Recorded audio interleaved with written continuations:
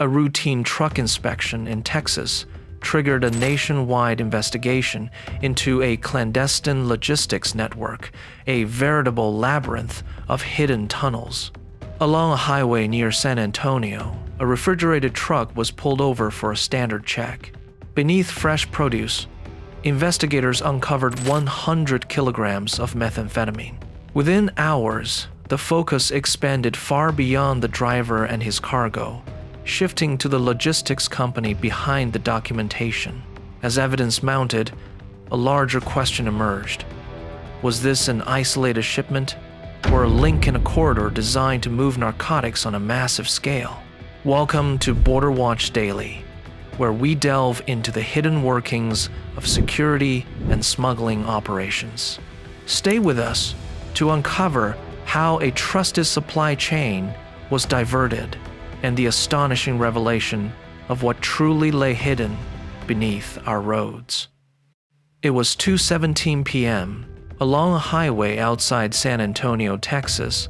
Officers conducting a high-risk roadside checkpoint signaled a large refrigerated semi-trailer to pull over for a standard commercial inspection. At first glance, nothing seemed amiss. The trailer was clean. The refrigeration unit hummed steadily. The driver remained calm, presenting a valid commercial driver's license and a cargo manifest. The documents indicated 25 metric tons of fresh produce, tomatoes, and lettuce destined for a distribution center in the Midwest. The route was familiar. He had driven this road dozens of times. According to the paperwork, the cargo was perfect. The trailer's temperature was maintained at 1 degree Celsius, exactly as required. The truck belonged to Atlas National Logistics, a nationally recognized carrier ranked among the top 2% of logistics companies in the country, certified by the U.S. Department of Transportation. It held tens of thousands of contracts with major retailers across the United States. On paper, it was a name that typically cleared checkpoints with minimal friction, but the next step didn't rely on paperwork. Once the documents were verified, standard protocol called for a secondary inspection. A K-9 handler brought a detection dog along the trailer. Slow and methodical, the dog tracked the seams and welds that human eyes rarely question. Near the rear axle, the dog stopped. Then it sat down and refused to move. The officers exchanged a look, not alarm, but focus. They started with the obvious. Crates were unlocked and shifted. Fresh produce came out in orderly stacks. Tomatoes, lettuce, pallets, appearing undisturbed. Nothing was openly visible, no loose packages. They checked the side panels. A density scanner was brought in and swept across the trailer floor. The reading was immediate. Beneath the refrigerated deck, the scanner detected an anomaly. The floor measured several centimeters thicker than standard construction. Tools were brought out, bolts removed, metal panels pried open. Beneath the refrigerated floor, there was no insulation. Instead, there was a custom-built, hermetically sealed compartment, packed end to end with vacuum-sealed packages stacked with industrial precision. The contents were later confirmed to be 100 kilograms of methamphetamine. The estimated black market value would later exceed $8 million for this single truck. At that precise moment, the stop ceased to be routine, not only because of the quantity, but also the engineering. This was no hasty concealment job. The compartment was integrated into the trailer's structure, designed to appear normal, to pass ordinary inspections, to move beneath food destined for American families. As the last crates of fresh produce were set aside and the packages fully revealed, a question arose at the scene. If a truck like this could move unnoticed, how many others were already in motion at that very moment, with the same documents, on the same familiar roads? 30 minutes after the seizure, The driver sat in a small interrogation room, a paper cup of water trembling in his hand. He didn't argue. He didn't demand a lawyer. He repeated the same phrase, almost as if to make it true. "I deliver lettuce." Agents laid photos on the table. The trailer floor removed. The metal panel open. The sealed packages stacked in tight rows. The driver looked at the images, then lowered his eyes. "I don't touch the cargo," he said. In cases like this, investigators move quickly because the first assumption is usually correct. A driver agrees to transport contraband, takes a route, receives money, and hopes the paperwork will suffice. This assumption was the easiest path, but the facts didn't align. He had been driving for Atlas National Logistics for 6 years. He had covered over 997,000 kilometers without a single accident. He had passed all drug tests and company-mandated inspections. He had driven the same route dozens of times, the kind of journey that becomes automatic. Federal agents examined his trip data and compared it to shipping logs. Stops were routine. Fuel receipts matched distances. Brakes aligned with legal driving times. Delivery schedules matched logbooks. There was no pattern of detours, no unusual pauses, no second phone, no sign of a parallel operation hidden within his schedule. This created a different problem. If he was lying, the story was familiar. A smuggler got caught, cargo seized, charges would follow. But if he was telling the truth, then the truck itself was the smuggler. Investigators returned to the trailer's design and the scanner readings. The concealed compartment was located beneath the refrigerated deck, sealed behind bolted panels. To access it, specific cargo pallets would need to be removed in an exact sequence. Not the pallets closest to the door, not those removed first during a normal delivery, but a precise order that only someone trained in the compartment's existence would know. A delivery driver would never learn this sequence. They would never risk experimenting with it during a legal produce haul, nor would they have any reason to. Even the weight profile had been engineered to appear ordinary. The entire floor was mounted on hydraulic supports calibrated to distribute the load without triggering standard weight sensors. The trailer could carry an additional mass and still appear balanced. It could pass the type of checkpoint that measures compliance in seconds. This meant the concealment wasn't built to deceive a single officer on a given afternoon. It was designed to outsmart the system repeatedly. Agents followed this logic to its conclusion. If one trailer had been engineered with such precision, it wasn't an isolated case. It was a template, a design that could be installed across an entire fleet and hidden behind legitimate documents, refrigerated air, and a schedule that looked exactly like commerce. The driver was reclassified from suspect to witness. The questions shifted from him to the company. Who loaded the pallets? Who sealed the trailer? Who handled maintenance? Who decided the route? His answers always returned to the same point. Atlas shipping, Atlas loading, Atlas maintenance. He arrived when told, he left when told, he signed when told, he drove. At this moment, the threat expanded further.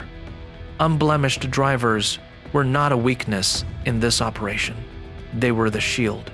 Middle-aged drivers with long careers and clean records were precisely the kind of people surveillance systems trusted without hesitation. And if Atlas could hide narcotics from its own systems, the urgent question was no longer what this man knew, but how many other Atlas trucks were already carrying hidden cargo beneath food destined for American families. As night fell, the focus shifted from the roadside trailer to the name printed on the manifest, Atlas National Logistics. On the surface, Atlas did not resemble an operation designed for crime. It wasn't a shell company. It was a genuine business that had been operating for 15 years.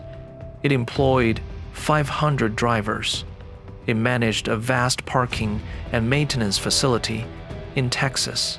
It held legitimate contracts to transport fresh produce for Walmart, Costco, and Kroger. Its compliance record was robust enough that most inspectors treated it as routine. This legitimacy was not a detail, it was the foundation.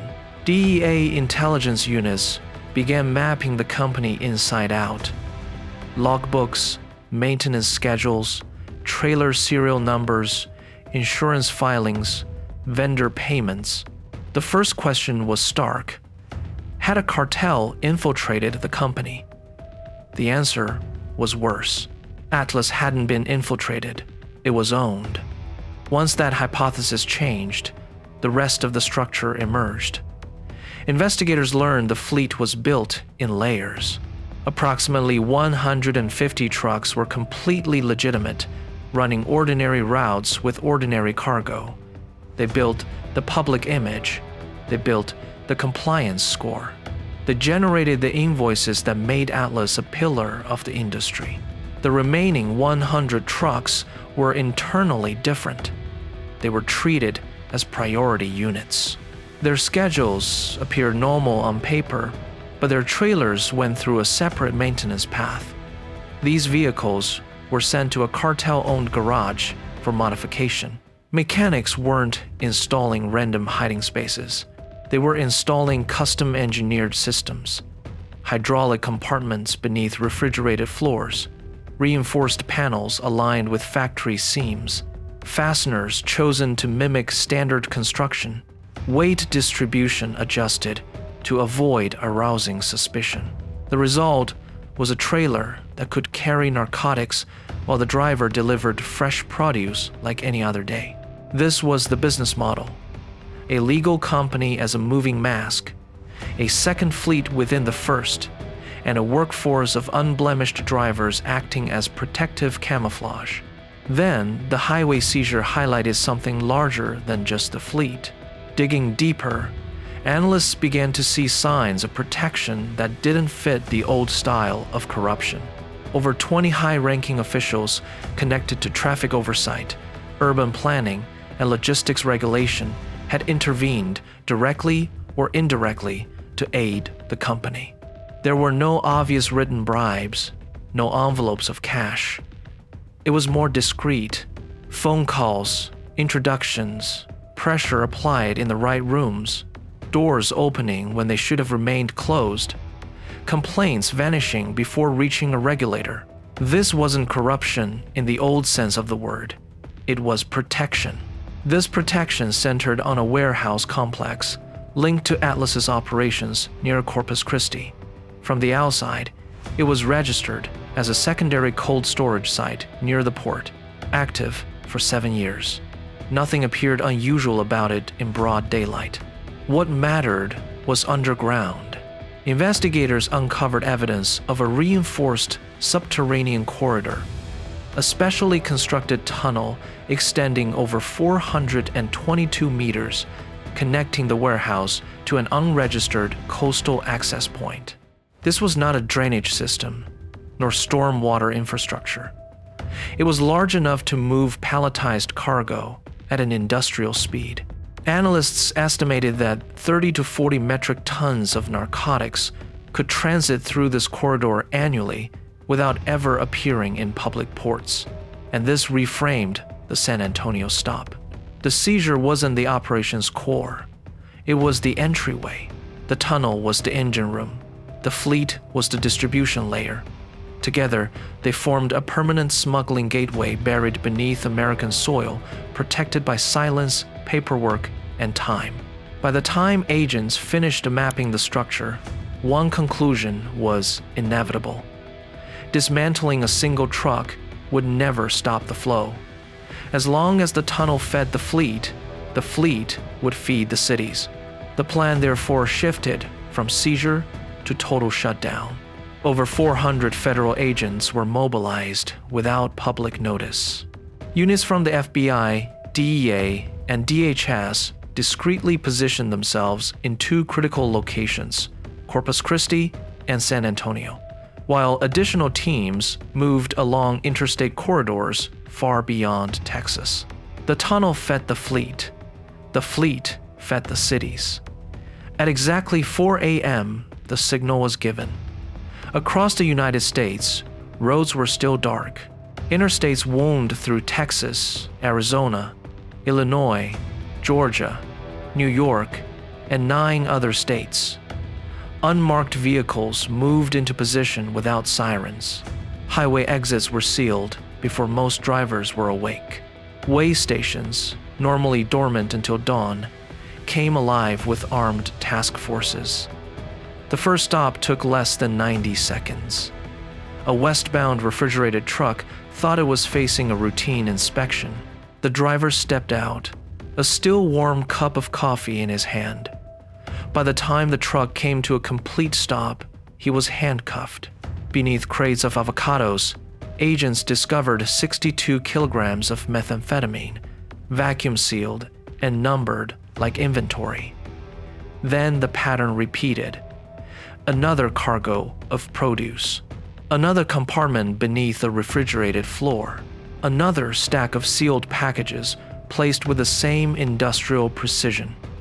These weren't isolated stashes. They were standardized shipments. By 4:18 a.m., 27 trucks had been stopped. By 5 a.m., Federal Command confirmed simultaneous seizures across 12 states, but the highways were only half the battleground. In San Antonio, tactical teams forced entry into the glass-fronted corporate headquarters that had passed inspections for 15 consecutive years.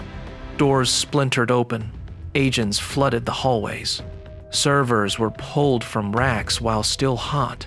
Executives, who wore tailored suits the day before, were forced to lie face down on the polished floors, while evidence technicians marked devices with yellow tape. Simultaneously, another team headed south towards Corpus Christi.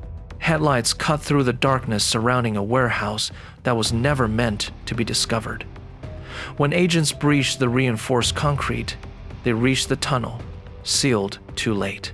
Inside were abandoned forklifts and half-packed pallets resting on platforms, as if work had been interrupted mid-motion. On a single platform, investigators counted 1,300 kilograms of narcotics stacked and ready for inland transport before sunrise. This wasn't chaos. Within the first 2 hours, agents had seized over 9,000 kilograms of drugs, frozen $112 million in accounts, and arrested more than 180 suspects. Cartel communication networks collapsed, phones went silent, and encrypted systems froze mid-transmission. By noon, the confirmed totals were staggering. 52,000 kilograms of methamphetamine, 7 million pills, with a black market value exceeding $2 billion. The operation had required 18 months of planning and 6 hours of execution. As the sun rose, trucks were lined up under federal guard. Logos were ripped off. Drivers stood on the roadside, some aware, many not, realizing that the company they trusted was connected to a criminal empire. This wasn't a mere raid. It was a complete shutdown. As the highways fell silent again, and the last truck was placed under federal supervision, the case didn't end. It transformed. Inside the San Antonio headquarters, technicians extracted hard drives one by one, marking each with evidence identification tape. What lay within those machines would determine if this operation would be remembered as a seizure or as a revelation. Within the first 24 hours, investigators extracted over 96 terabytes of internal data, emails, maintenance logs, insurance filings, routing algorithms.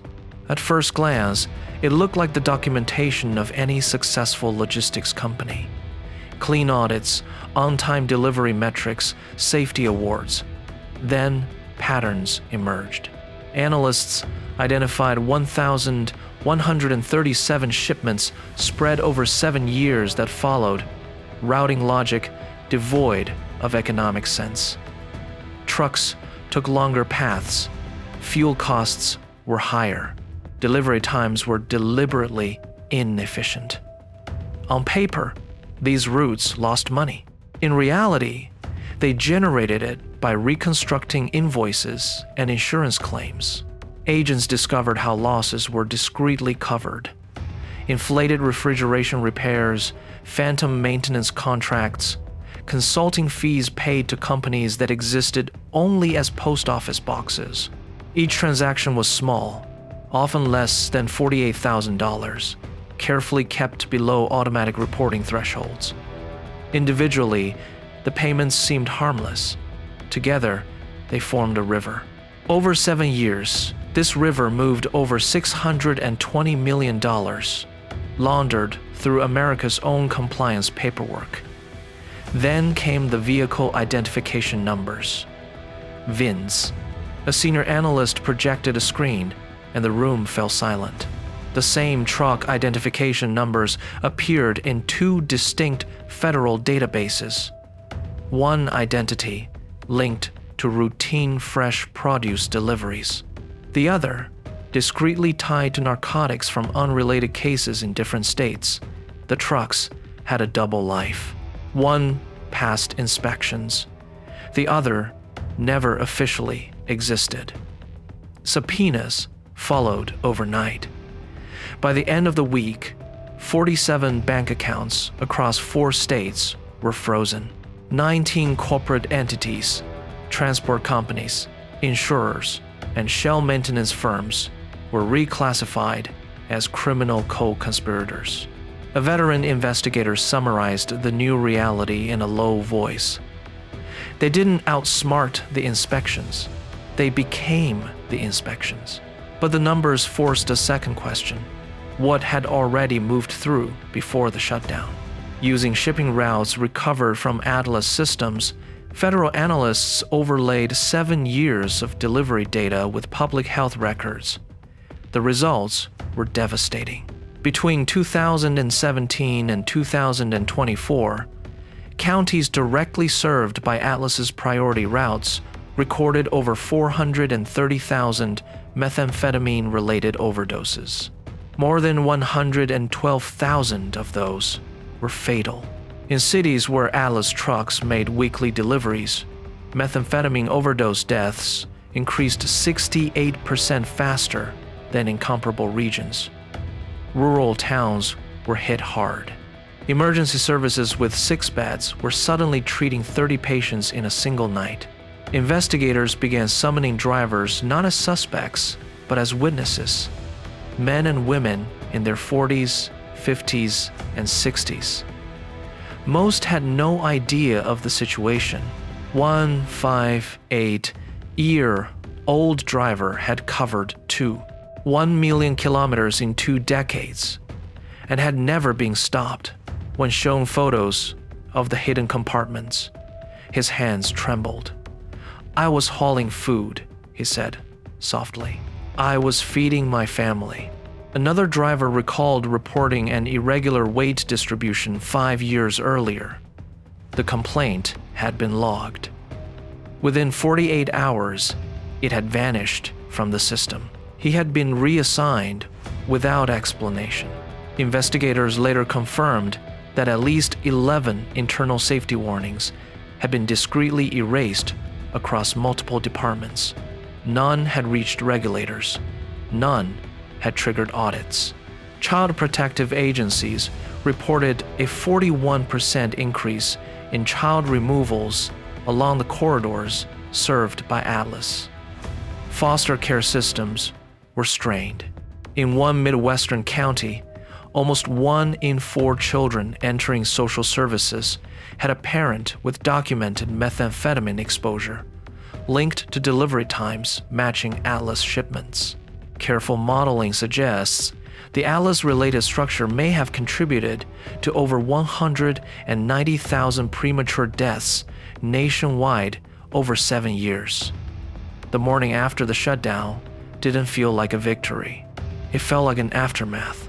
Within 72 hours, intelligence units monitoring illicit markets reported that the street price of methamphetamine had surged by nearly 300% in several regions. In parts of the Midwest, a gram that once sold for $20 now exceeded $60. Analysts later confirmed that over 8,400 active distribution nodes abruptly ceased communication in a single day. In Washington, emergency hearings were convened behind closed doors. Auditors revealed that Atlas had passed all federal inspections for 15 consecutive years.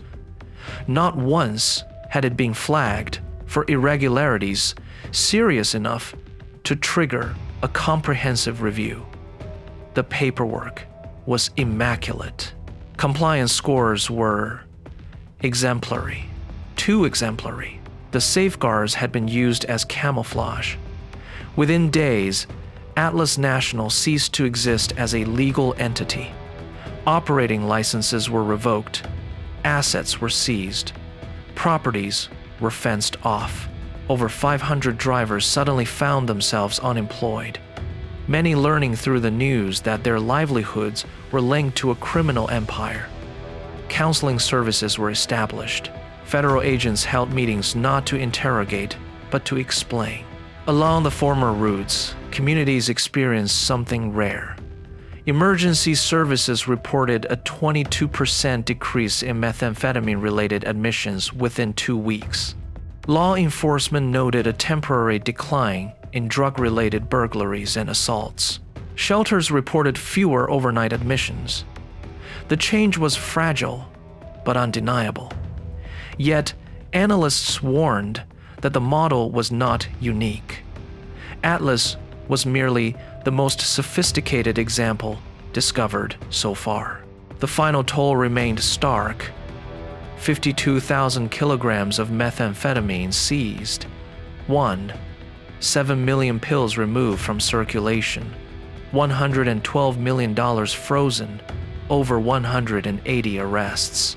But the deeper lesson was harder to forget. The operation didn't hide from the system. For years, it operated as the system itself.